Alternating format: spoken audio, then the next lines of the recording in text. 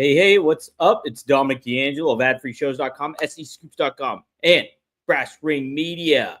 Don't worry, Robert is here. He will be here in just a second, but wanted to kick off the show on time because it wasn't on time yesterday. If you tuned in yesterday, you sat maybe for 30 minutes and then saw me later on for 30 minutes. I did not hit live, and I did a whole show by myself. But I'm doing a show by myself right now, but not soon because Robert will be here. But let's say hi to some folks in the chat. Meantime, we got Triple E in the house. Robert is here today. And yes, Triple E, there will be a daily episode hotline. Kimmy Star says, hey, the live button got pressed today. It sure did. And Dre Owen says, Dom is on time today. Cody versus Orton. And all for Saturday. Yes, excited for that. And excited for Robert. Hold on. There he is. He's back.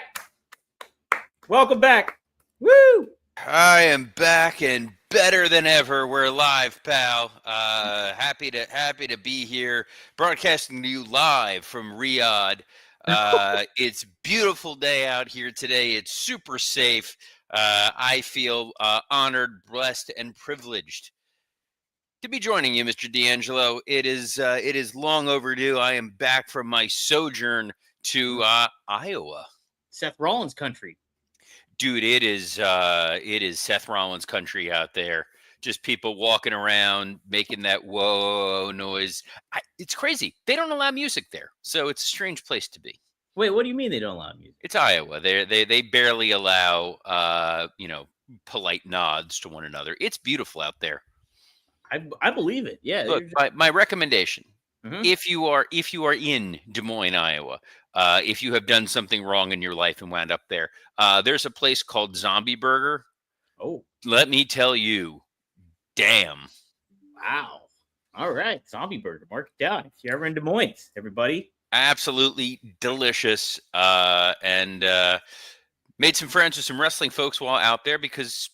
Of course I did. No matter where you are, you're always going to find wrestling people. But the most important wrestling people, those of you joining us here live around the world on Rumor and Innuendo, plethora of platforms. Thanks for tuning in. We'll see you tomorrow. Oh, wait, no, shoot. We haven't even done the show yet. I'm out of practice, man. I thought we just talked. I leave. World goes totally like cuckoo banana pants bonkers in wrestling. Love it. And in the world. Well, that's kayfabe. That's why I was unavailable. I was trying to broker peace between Israel and Iran. Man. And if you thought the cutters on Raw last night were crazy. Oh my God. Oh jeez. Holy smokes. It's been a while. I will say this because a lot of people were mad. Scott and I didn't get a chance to do a working stiff this past week. Dom did not drop the ball on that. No, not on that. Heard you drop the ball yesterday, dude. Big time. Ron Ward says it's 110 degrees outside in Boston. Robert, take your damn weather back with you. It is hot. It's hot in Pittsburgh here too. It's like 97 or something. It is. It's actually supposed to rain here in about an hour and a half. It is currently. It's a chilly 91 here in Boca Raton. Yeah. You need some sort of jacket going on there, Robert. I might need a jacket to coat, something like that. But Dom, there's a doings going on internationally, and it's going to be this Saturday, hopefully, maybe, possibly. Night of Champion is scheduled for Saturday, and according to Fightful Select, it is still going to happen, despite all the controversy going on between Iran and Israel. WWE's major event in Saudi Arabia will still go ahead, although Fightful Select has reported how the organization is monitoring the situation. The report goes on to claim that out in Saudi Arabia, preparations are still to be full steam ahead, and workers are in full build mode at the site.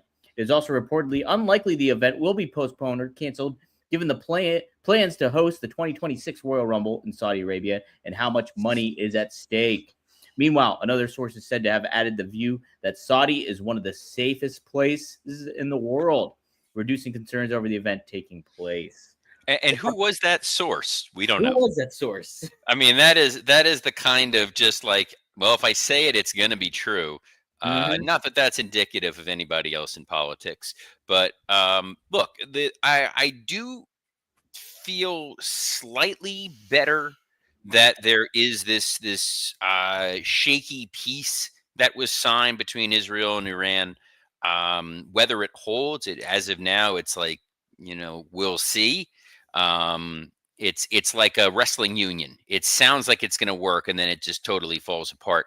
But if that wasn't in place, I would have been more concerned, because there was talk of Iran supposedly targeting U.S. interests. That's why they fired missiles at the U.S. military base in Qatar.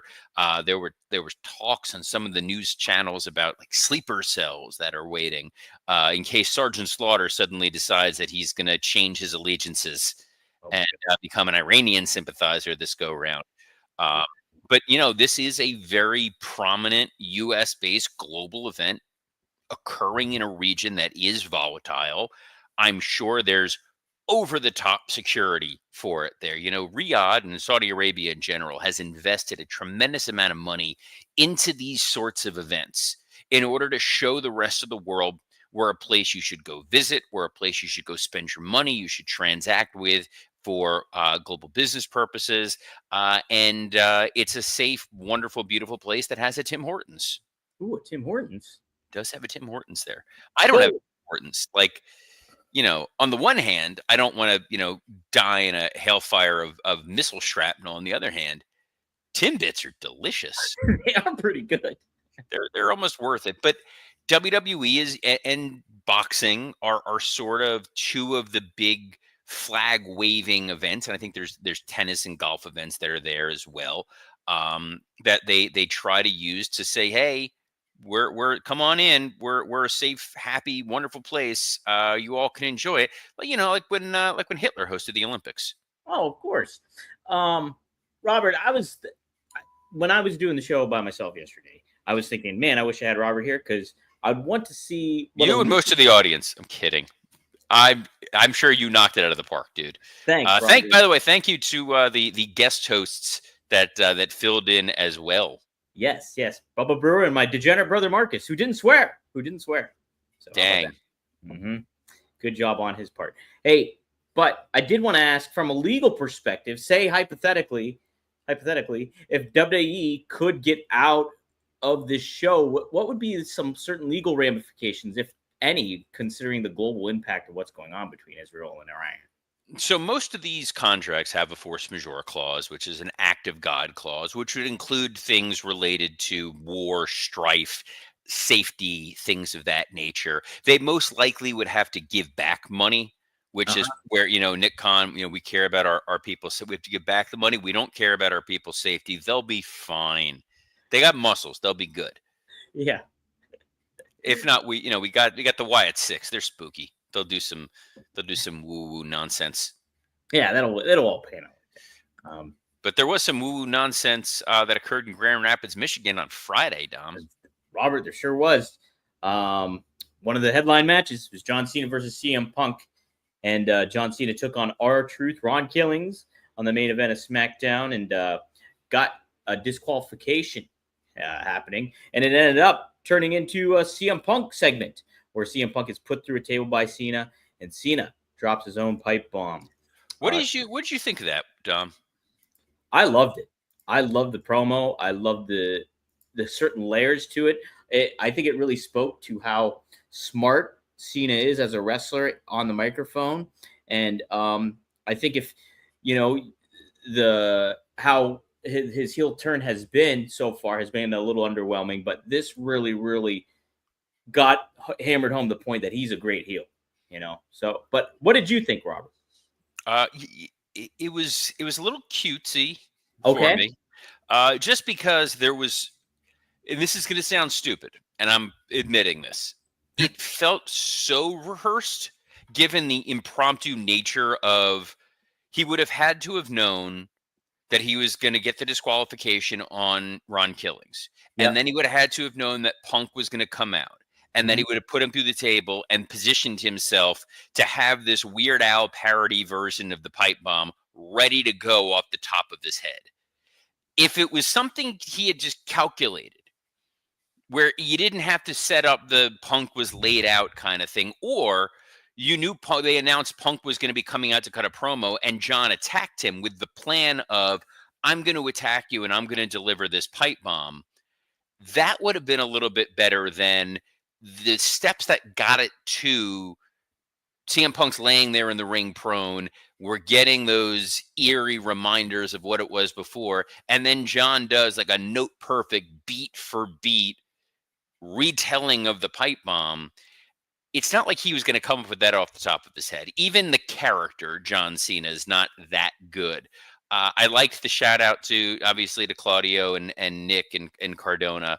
I'm sure that I didn't even ask Nick, but I'm sure that popped them. It was fine. It didn't go edgy enough. I would have, actually, I'm like a hypocrite because I usually say I don't like it. I would have liked one AEW shot. What would you have done AEW wise? Maybe when he started talking about like you're the most TKO guy that there is. At least the billionaire I was loyal to me. Okay. Something like that. Mm-hmm. Just, there's ways that you could have taken the jab that Punk is the anti-establishment guy that runs after the money. Right. So I liked it from the aspect too, because it was a little over the top and did feel a little rehearsed. It almost felt very Batman supervillainy, where it was just. By the way, that's been all of John Cena's heel run. Sure, but I think he's gone over the top cartoony. He gets that heat miser face, and he gets like mustache twirly. And I don't know, but I do like that this is the first time he was at least acknowledging the crowd is turning. And they're siding with me. Right. But I also think that speaks to the point of what he said earlier about the fans, of how, they'll just cheer him still. They'll still do this stuff. And they're still, and kind of what we'll talk about here in a little bit with what Seth Rollins said on Raw as well. So you implying that they're fickle? A little bit fickle. It's almost like that remember that Daniel Bryan guy who was floating around a while ago? Little guy, had a beard. Nice dude. I don't know whatever happened to him. Interesting. I think he showed up on Grand Slam Mexico, but it wasn't televised. Did he? Yeah, he did. So I didn't know that. That's wild. I did watch Grand Slam Mexico. Okay. Or Grand Slam. I watched the Dynamite Mexico. I don't know if they taped a collision there as well. Hold on, I have to do this real quick. You missed it because yes. Look at this. Look at what I did.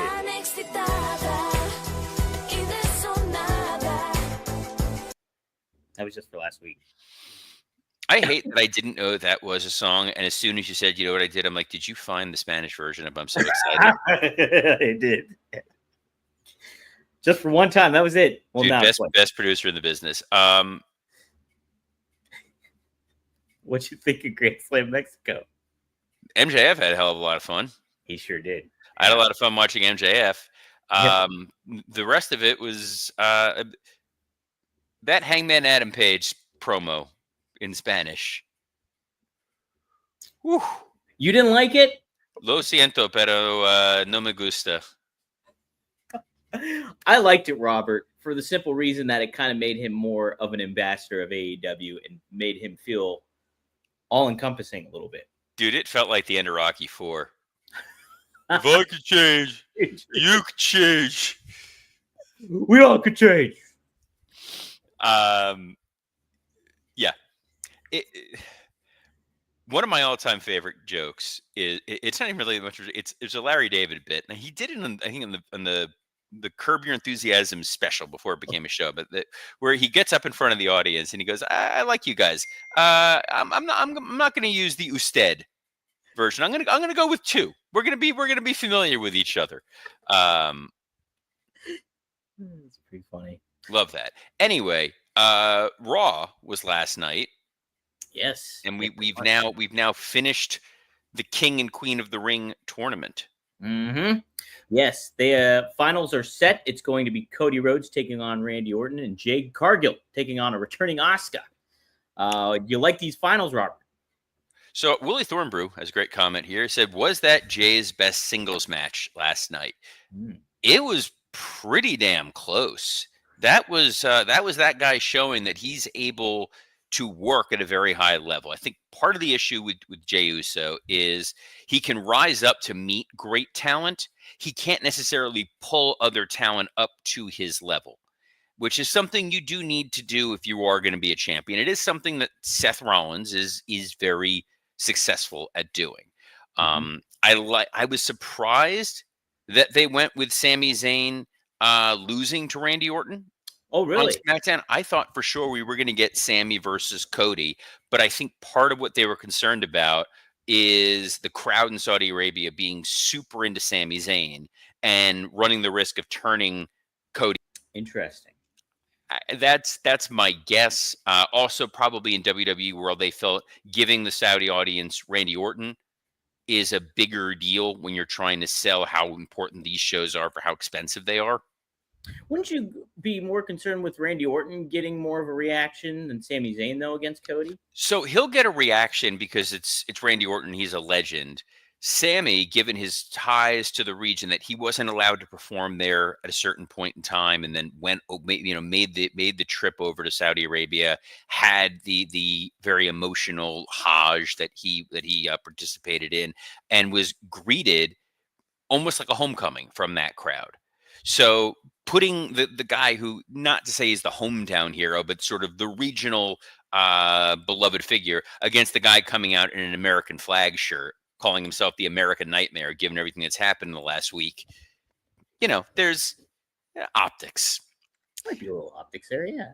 But they set up, this Sami Zayn carrying cross thing, which was fun. I feel like the inevitability of wanting to turn Sammy heel, given that they're making him sort of you can make him the bitter, angry, jaded guy. And they did kind of tee it up with that promo on SmackDown when it was him and Orton and Uso and Cody. Hey, you guys all finished your story. I haven't. I want to be world champion. And you got Karrion Kross in his ear saying, like, I know how to make you world champion. And Sam is like, all you know how to do is sell T-shirts. You're a young buck. I'm kidding. The Bucks can't sell shirts anymore. Oh, wow. Yes, but and Cody and Randy is a fun match. And there's no way it's not Cody. Yeah, how couldn't it be? You'd think SummerSlam he'd have to be in the world title picture, Especially since we already got the Orton John Cena match, and as much as I love John Cena and Randy Orton together, we're good. Yeah, we got our fill for that. You could maybe run it back one more time if you really, really want to do, but on one of your major pay-per-views, I don't know if that would be the best of moves right there. And then Asuka and Jade. Yes. Good luck, Asuka. I think from at least at the very surface of it all, like both these women in this finals makes a lot of sense, and you could see either one of them winning this. It does, but I think you need a lot of things to happen in order for Jade winning to make sense. Because Jade Tiffany at SummerSlam doesn't make sense. Mm-hmm. You want to get to Jade Naomi, right? But then it's like, well, why would Naomi cash in, knowing she's going to have to face Jade? I don't know. But then, are you really going to beat Jade and not have her win Queen of the Ring? But at the same time, the best move she did against Roxanne Perez was a push-up. Yeah, that was an interesting match. Was the opening segment interesting? We had Seth Rollins come out. Oh, sorry, I'm supposed to pretend. Sorry, Dom. Ask the question, and then let me pretend like I'm giving it real thought. Was the opening segment interesting? We had Seth Rollins come out with Bronson Reed, come out with Braun Breaker, and Paul Heyman, and it was Seth Rollins doing all the talking. Yeah, Robert, what did you think of this one? No. Seth Rollins missed his career as a politician because it takes a lot of skill to say that much without saying anything. He rehashed his accomplishments over the last few years, which really have just been, he's Zelig. You know who Zelig is? Sounds familiar, but Woody Allen movie. Okay, no. Zelig was just a guy who was just sort of in the background of important historical moments. I think Forrest Gump. Oh, okay. But like Seth was the first NXT champion back when that really wasn't that much of a distinction. He was the first world heavyweight champion because everybody that was important and famous was busy worried about the undisputed title. He was the one who got Cody Rhodes over because they needed somebody for Cody Rhodes to beat. He's the reason that Roman is what he is because he turned on Roman, and then it propelled Roman, not Seth. Like it's a post hoc ergo propter hoc argument where afterwards, therefore, because that we're making it seem as though these were all monumental things that Seth Rollins did, when really it was we're just trying to appease Seth to make it feel like he's been involved when he really hasn't been the guy or anywhere close to being the guy. He's engaging when he talks to some degree, but there was no message coming out of that story. It was to set up the fact that LA Knight got taken out with a number of tsunamis, which, hey, look, if I would have done working stuff last week, that would have been the high spot. That would have been your high spot? That would have been the high spot. I know they're trying with LA Knight. I get it. I mean, to some degree, not really full-throated. They don't like LA Knight, but they're like fake trying. Do you have any idea how hard you have to work to make a Paul Heyman promo not interesting? So I had a different look on that one. I thought LA Knight did change up his promo style a little bit on SmackDown. Tried. I thought him getting mixed up with Heyman did make him feel like a bigger deal. And overall, him getting taken out by Bronson Reed kind of tables it for a little bit, but I don't know. It's like, if they're going to take a shot at it, this is the way to do it, I guess, for LA Knight. It is the way to do it. Yes, you try to position these guys and rub them up against more important people, but I didn't think he held his own with Paul. I feel like Paul was trying. It felt like Paul was saying, like, I give him to me. I'll see if I can make this work. And if he wanted to, he could have eaten LA Knight's lunch. Sure. He showed some restraint. And that's kind of the nicest thing you can say about that segment. On Raw, this was to set up, Seth pointing out that this audience has no idea what it wants. And I think that that's sort of a testament to they got a lot of guys over.